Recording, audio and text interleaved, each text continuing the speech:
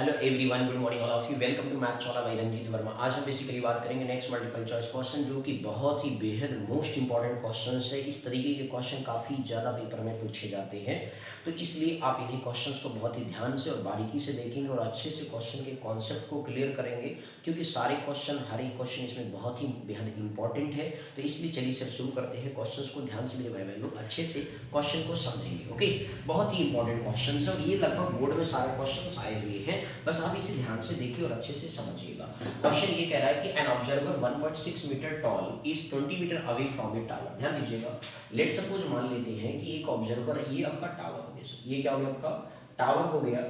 अब इसके बाद इन्होंने कहा कि इस 45 डिग्री, मतलब ये कहा गया है कि समझिएगा, एक ऑब्जर्वर है वो 20 मीटर अवे है फ्रॉम द टावर से, तो 20 मीटर की दूरी पर मान लेते हैं ये आपका बंदा है, ठीक। अब इसके बाद आपसे ये कहा गया कि the angle of elevation from his eyes to the top of the tower is 45 degree.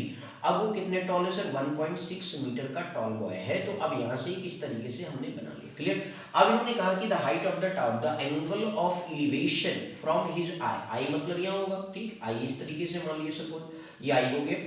अब इसके बाद जो है यहाँ से जो है टावर की हाइट पर एंगल ऑफ एलिवेशन जो बना रहा हो, कितना बना रहा मेरे भाई? 45 डिग्री बना रहा है। तो इन्होंने कहा कि हाइट ऑफ द टावर बताइए। तो सर हाइट ऑफ टावर बताना, टोटल हाइट कितना हो गया सर? h हो गया। लेकिन यदि आप ये नामकरण करें a b c d और इसका नामकरण कर लीजिए e, तो उस केस में जरा बताइए, आपका एक रेक्टेंगल हो गया ABCD, यदि आपका ABCD एक रेक्टेंगल हो गया, तो यदि ये 1.6 मीटर है तो ये भी कितना होगा? 1.6 मीटर होगा। तो उस केस में आपका जो CE है, टोटल हाइट h है टावर की, तो ऊपर वाला कितना हो जाएगा? h माइनस 1.6 आपका मीटर हो जाएगा। बोलो क्लियर। तो इस तरीके से आपका हाइट क्या आ गया सर? CE आ गया। बोलो क्लियर। अब इस तरीके से जो है आपको क्या निकालना? हाइट ऑफ टावर निकालना है। तो आपका देखिएगा AB आपका 20 मीटर है, तो जाहिर सी बात है CD भी होगा, क्योंकि रेक्टेंगल में अपोजिट साइड्स करते हैं पैरेलल और इक्वल होते हैं, तो ये मतलब इक्वल होते हैं, ठीक। 20 मीटर हो गया, ठीक। अब इस तरीके से आप यहाँ क्या बात कर सकते हैं? इन ट्रायंगल में क्या बात करेंगे? CECD में या DCE में लिख लो, कोई दिक्कत नहीं, ECD में। तो आपका परपेंडिकुलर अपान क्या हो गया सर? बेस हो गया, that means tan theta equal to perpendicular upon क्या हो गया सर? बेस हो गया। थीटा कितना है? 45 डिग्री है, तो अच्छी बात है सर जी। tan 45 की वैल्यू आप सभी को याद होगा कि 1 होता है, और आपका परपेंडिकुलर जो है वो h माइनस 1.6 लिखा है, आपका जो बेस है वो आपका 20 लिखा है, 45 1 हो गया, 1 मींस h माइनस कितना हो गया? 1.6। तो इस तरीके से आपको अपान में कितना हो गया? 20। क्रॉस मल्टीप्लिकेशन आपने कर लिया, तो 20 इंटू 1 कितना हो गया? 20 बराबर h माइनस 1.6 हो गया, माइनस इधर आएगा तो प्लस हो जाएगा, तो 20 प्लस 1.6 दैट मींस 21.6 मीटर। ये तो सभी को आता होगा, लाइन डेसिमल बना के ऐड करेंगे, तो 20 प्लस 1 21.6 लगा दिए। बोलो आया सर समझ में? आने अब बातें सर ऑप्शन में है भी क्या? हाँ सर बिल्कुल है सर, ए ऑप्शन राइट है, 21.6 मीटर। इस तरीके से ये क्वेश्चन की क्या करनी थी सर? सॉल्विंग करनी थी। तो मेन क्या है सर? डायग्राम का आपके दिमाग में होना। बार बार मैं हमेशा, देखो प्रीवियस वीडियोस में भी 2 वीडियोस बना चुका हूं इस पर, उसमें मैंने आपसे कहा है कि आपको हमेशा कॉन्सेप्ट क्लियर होना चाहिए। बोलो क्लियर हो गया कि नहीं? आया सर समझ में? अगला क्वेश्चन देखते हैं सर, ध्यान से समझते रहिए और क्वेश्चंस को अच्छे से सॉल्व करते रहिए, परेशान बिल्कुल आपको नहीं होना है। ओके मेरे भाई बहन, ठीक। चलिए सर नेक्स्ट क्वेश्चन की तरफ फर्दर मूव करेंगे, बस आप ध्यान से देखते रहिए, बारीकी से और अच्छे से क्वेश्चंस को समझते चलिए, ठीक है। नेक्स्ट क्वेश्चन आपके पास है, यहां पे लिखा है an observer from the top of a 100 metre high. क्या लिखा है? फ्रॉम एन ऑब्जर्वर 20 मीटर, आपका लिखा है an observer from the top of a 100 metre high lighthouse है फ्रॉम द सी लेवल। अब आपसे ये कहा गया कि एक ऑब्जर्वर है top of a 100 metre high. अब यहाँ पे जैसे आपसे कहा गया कि 100 मीटर हाई लाइट हाउस के बारे में जिक्र किया जा रहा है, तो मैंने एक लाइट हाउस मतलब सीख समुद्र के किनारे बना लियो भैया, ये आपका क्या हो गया सर? लाइट हाउस हो गया, क्लियर। अब इसके बाद ही भाई साहब करें, from the sea level object that angle of depression of 2 ships are 30 degree, मतलब पहले केस में मान लीजिए सपोज 2 शिप है, एक का शिप का एंगल ऑफ डिप्रेशन कितना आ रहा है सर? 30 डिग्री आ रहा है। तो उस केस में जो है मतलब ये 30 है, तो ये भी कितना होगा सर? 30 डिग्री होगा। बोलो क्लियर। इसके बाद जो दूसरा एंगल ऑफ डिप्रेशन आ रहा है वो 45 डिग्री आ रहा है। मान लीजिए सपोज आगे चल करके इन्होंने कहा है कि if one ship exactly behind the other, पहले शिप मान लो सपोज यहाँ पे है और शिप नंबर 1 शिप नंबर 2 यहाँ पे एक दूसरे के पीछे है। बोलो clear. On the same side पर है, ऑन द सेम साइड, ठीक। इसके बाद आप the lighthouse, then the distance between 2 ship, हमें क्या है? दोनों शिप के बीच की डिस्टेंस बतानी। क्या बतानी है? दोनों शिप के बीच की डिस्टेंस। अब ये हमें मतलब बताना x और ये क्या हो गया? y। The distance between two C, मतलब ये आपको बताना है टोटल हमें, ठीक है ना सर। आपके पास ये 100 मीटर दे रखा है, ये कितना था, ये 45 डिग्री था, तो ये एंगल कितना हो गया 45, ठीक है सर। बोलो आया सर समझ में आने। तो हमें यहाँ पे x की वैल्यू बतानी है, तो अब इसका नामकरण कर लेते हैं सर A B C और D। बोलो आया सर समझ में। अब यहाँ पे जो है इस तरीके से आपने फाइंड आउट मेन चीज डायग्राम बनना है, क्लियर बन गया। अब ट्रायंगल ABC की बात करें तो इन ट्रायंगल ABC में आप बात करें तो tan थीटा यूज करेंगे, परपेंडिकुलर अपॉन बेस हो गया सर। तो परपेंडिकुलर आपके पास कितना सर 100 है, थीटा आपके पास 45 था, तो दैट मीन 45 कितना होता है सर 1 होता है। 100 अपॉन कितना हो गया सर y हो गया, बोलो क्लियर। तो इस तरीके से आपका 100 अपॉन y हो गया, क्रॉस मल्टीप्लिकेशन किया तो y बराबर 100 मीटर ही आया। बोलो आया सर समझ में आने। तो ये तो आपके पास क्या आ गया सर y आ गया, ठीक। अब हम ट्रायंगल बड़े वाले ट्रायंगल को यूज करेंगे, AB आपका ये जो है D पॉइंट है, तो ABD में बात करेंगे तो इन ट्रायंगल ABD, क्लियर है सर। ये y इसलिए निकाला क्योंकि x को निकालने के लिए आपको y का होना जरूरी है सर, ठीक है ना। तो अब इन ट्रायंगल ABD में अगेन tan थीटा यूज करेंगे, तो इस तरीके से परपेंडिकुलर अपॉन बेस का ही कॉन्सेप्ट रहेगा। अब इसके बाद भाई साहब ये कह रहे हैं थीटा जो है 30 डिग्री आपको गिवन है मेरे भाई बहनों, तो tan 30 हो गया, परपेंडिकुलर आपके पास 100 है, बेस आप देखें सर जी BD है, क्या है सर जी बेस BD। अब tan 30 मतलब 1/√3 होता है 100 अपॉन BD। BD देखिए सर जी आपका ADC प्लस क्या है BC है, that mean x plus y है सर, क्या है sir total x plus y। बोलो क्लियर। आपका यहाँ पे क्रॉस मल्टीप्लिकेशन करेंगे x प्लस y, 100 इंटू कितना आ गया सर √3 आ गया। आपने प्लस y की वैल्यू देखिए सर निकाल, y की वैल्यू निकाला था 100 है सर, बोलो आया सर समझ में नहीं। बराबर 100 रूट कितना हो गया 3 हो गया, और ये प्लस है उधर जाएगा तो माइनस हो जाएगा, 100√3 माइनस 100 को कॉमन कर लिया मेरे भाई लोग, √3 और माइनस क्या आ जाएगा सर 1 आ जाएगा। बोलो क्लियर। तो आपका दोनों शिप के बीच की जो डिस्टेंस आ गई है वो आपका 100 इंटू √3 माइनस क्या है 1 है। अब बात है सर ऑप्शन में जरा देखिए कहीं है क्या, अरे भैया डी ऑप्शन लाई जैसे, बोलो क्लियर हो गया। तो डी ऑप्शन मतलब दोनों शिप के बीच की जो डिस्टेंस हुई वो 100 इंटू √3 माइनस 1 हो गया। बोलो आया समझ में या नहीं। तो इस तरीके के क्वेश्चन बड़े कॉम्प्लिकेटेड होते हैं, अच्छे होते हैं, और ये सब्जेक्टिव पेपर में भी ये क्वेश्चंस पूछा जाता है। सब्जेक्टिव का मतलब जैसे ऑब्जेक्टिव और प्लस सब्जेक्टिव, तो जो सेक्शन बी सी डी होते हैं उनमें ये क्वेश्चन पूछ सकता है। बोलो क्लियर हो गया, आया सर समझ में या नहीं, कोई दिक्कत इसमें, ठीक। अब अगले क्वेश्चन की तरफ मूव करते हैं सर, ध्यान से बस आप देखते रहिए और अच्छे से क्वेश्चन के कॉन्सेप्ट को क्लियर करते चलिए। एक भी क्वेश्चन में डाउट आपके नहीं आने देंगे मेरे भाई बहनों, बस आप सीखते चले केवल। बोलो क्लियर है। अगले नेक्स्ट क्वेश्चन की तरफ फर्दर मूव करते हैं सर। अगला क्वेश्चन देखिए सर बड़ा धमाकेदार है, लिखा है the sun's altitude changes from 30 degree to 60 degree. The sense आगे लिखा है व्हेन द सन्स एल्टीट्यूड, जो सन की एल्टीट्यूड है वो चेंज हो रहा है 30 to 60, the length of shadow of a tower decreases. मान लीजिए सपोज यहाँ पे सूर्य भगवान जी उदित हैं, अब इनका जो एल्टीट्यूड है वो बेसिकली क्या हो रहा है, पहले केस में देखा जा रहा है कि भाई 30 डिग्री था, पहले कितना था भाई 30 डिग्री सन्स का एल्टीट्यूड जो आपको दिखाया गया पहले 30 डिग्री था, तो ये सन जी यहाँ से देखिए तो ये 30 डिग्री एंगल ऑफ डिप्रेशन का कॉन्सेप्ट हो गया। आपका भी यहाँ पे 30 हो गया, और फिर इसके बाद में घट करके कितना हो गया भैया, जल्दी से देख लो 60 डिग्री हो गया भाई, कितना हो गया 60, तो ये आपका कितना बन गया 60 डिग्री हो गया।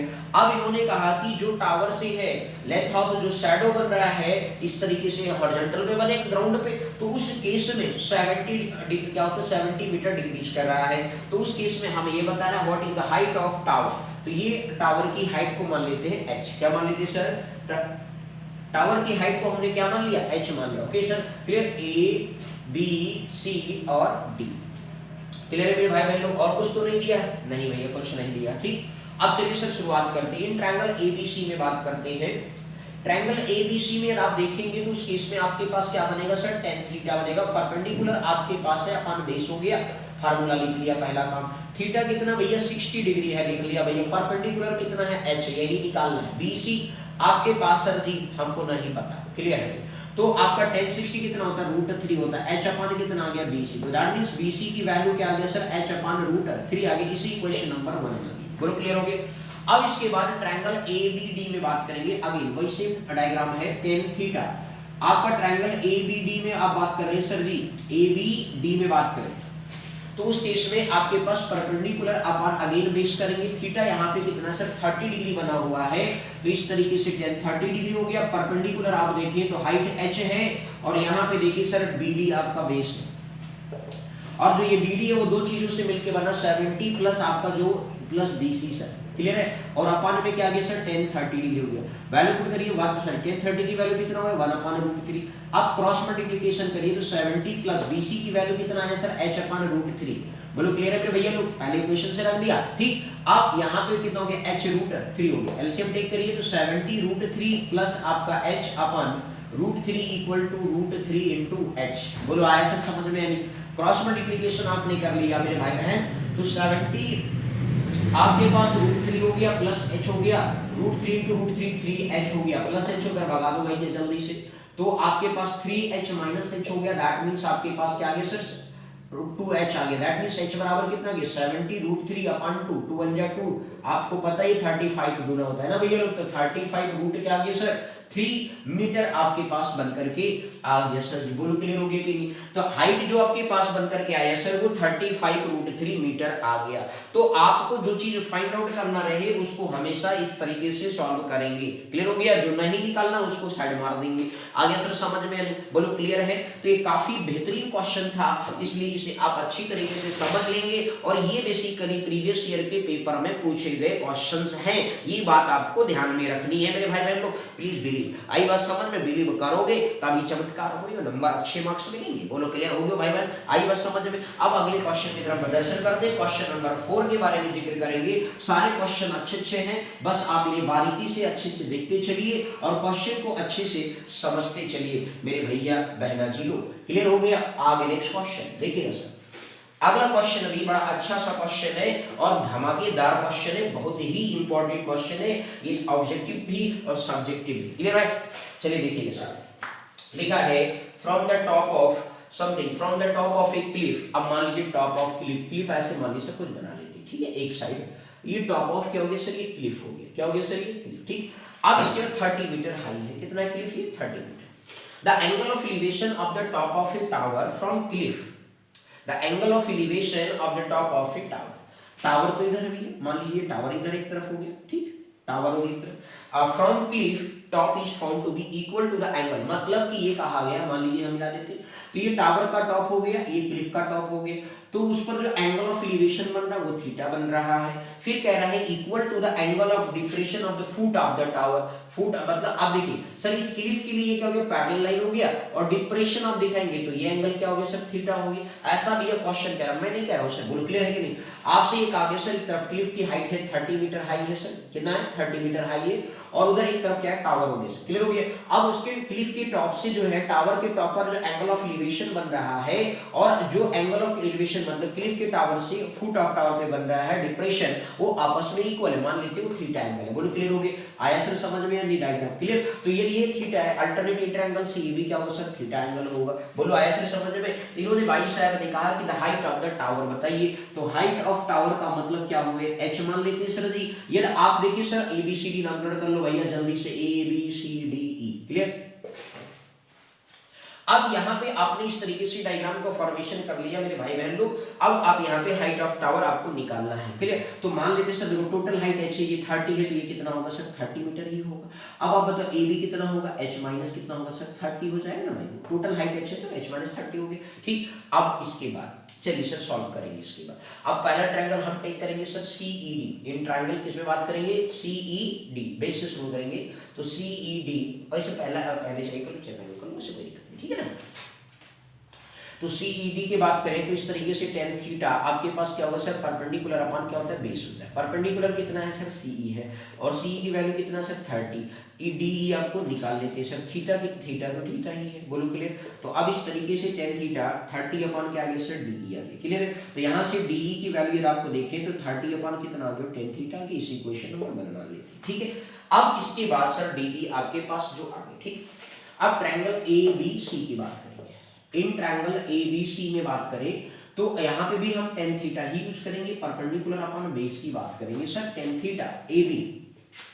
तो tan थीटा है, परपेंडिकुलर जरा देखिए कितना है, h माइनस कितना है भैया 30 है। बेस कितना है सर जी आपका BC है। आपको पता है कि जो BC है, जरा ध्यान से समझिएगा सर, जो BC है वो इसकी वैल्यू, तो BC एक मिनट, BC और DE दोनों आपस में क्या है सर, इक्वल है। ध्यान दीजिएगा सर, BC और DE दोनों क्या है, अपोजिट एंड क्या है सर, मतलब रेक्टेंगल है तो अपोजिट साइड्स क्या होते हैं, इक्वल होते हैं। तो इस तरीके से फ्रॉम इक्वेशन फर्स्ट है आप यहाँ BC की वैल्यू पुट कर सकते हैं, tan थीटा इनटू कितना हो गया वो BC बराबर h माइनस कितना हो गया 30, तो tan थीटा मेरे भैया लोग इनटू h अपॉन BC की वैल्यू क्या होगी सर, इक्वेशन नंबर 1 से 30 अपॉन दे दीजिएगा DE क्या लिखा है सर 30, क्या लिखा हुआ है 30 अपॉन क्या लिखा sir tan theta h minus 30, तो tan थीटा से tan थीटा क्या हो गया कैंसिल, तो 30 बराबर h माइनस 30 माइनस इधर आया तो प्लस हो गया, तो इस तरीके से अपॉन h हो गया, दैट मींस h बराबर कितना हो गया 60 मीटर आ गया sir ji. Height of tower आपके पास निकल गया 60 मीटर, ऑप्शन यहाँ पे बी दिख रहा है सर। बोलो आया सर समझ में नहीं? तो ये देखो ये काफी अच्छा क्वेश्चन था, क्लिफ मतलब ये डायग्राम बनाना इसका बहुत जरूर इंपॉर्टेंट था सर। तो मैं आपसे ये कहूंगा कि आप इस क्वेश्चन को अच्छे से बारीकी से ऑब्जर्व कर लेंगे, ध्यान से समझ लेंगे और आंसर निकालेंगे। बोलो क्लियर हो गया कि नहीं? क्वेश्चन कठिन नहीं होते, बट डायग्राम बन गया तो फटाक से आंसर निकल जाएगा। बोलो क्लियर हो गया कि नहीं? आया बात समझ में? तो ये काफी अच्छा और इंटरेस्टिंग क्वेश्चन था मेरे भाई बहन लोग। तो इस तरीके से लगभग एप्लीकेशन ऑफ ट्रिग्नोमेट्री के जितने प्रकार से क्वेश्चन बन सकते हैं वो लगभग हमने सारे प्रकार के क्वेश्चंस लगभग 14-15 क्वेश्चंस में कवर किए हैं। बस इससे ज्यादा भी ऑब्जेक्टिव पढ़ने की जरूरत नहीं है। बाकी एनसीईआरटी में जितने टाइप के क्वेश्चन सिखा दिए गए हैं वो भी आपके लिए परफेक्ट है। बात समझ में आया कि नहीं? बोलो क्लियर हो गया सर जी। जिन भैया बहनों का एप्लीकेशन ऑफ ट्रिग्नोमेट्री अच्छे से क्लियर नहीं है वो जाकर के चैप्टर नंबर 9 एनसीईआरटी का पढ़ सकते हैं। अब पढ़ सकते हैं मतलब हमारे चैनल पे पढ़ा दिया गया मेरा भाई ऑलरेडी, और एक एक क्वेश्चन सिखाया गया है, आप उसे अच्छे से सीख सकते हैं। ओके सर, तो thank you so much for watching this my video, thank you.